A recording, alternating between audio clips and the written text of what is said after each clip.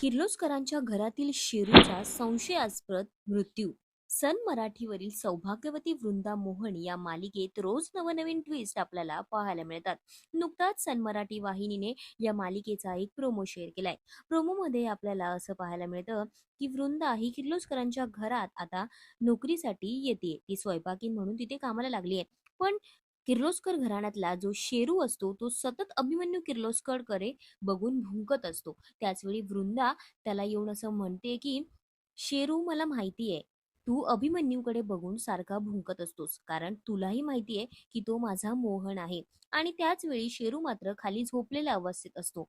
पण जेव्हा वृंदा त्याला कुरवाळत असते तेव्हा मात्र तिच्या हाताला खूप रक्त लागतं आणि ती प्रचंड घाबरते. आणि त्यानंतर मात्र वृंदा फ्लॅशबॅक मध्ये जाते.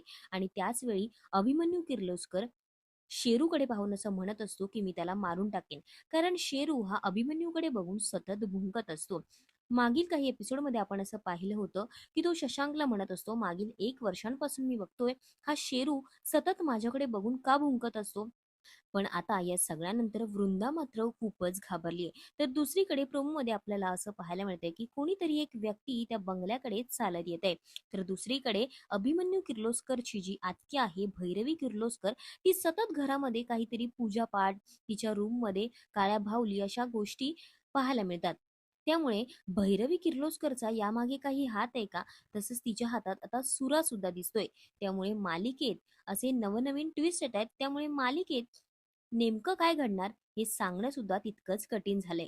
सौभाग्यवती वृंदा मोहन या मालिकेतले असे इंटरेस्टिंग ट्विस्ट तुम्हाला कसे वाटतायत आम्हाला कॉमेंटमध्ये नक्की कळवा. आणि ही मालिका तुम्हाला कशी वाटली हे सुद्धा कॉमेंट करून कळवा. अशाच मालिकांचे ताजे अपडेट्स जाणून घेण्यासाठी मालिका बझ मराठीला आत्ताच सबस्क्राईब करा आणि बेल आयकॉन प्रेस करायला विसरू नका.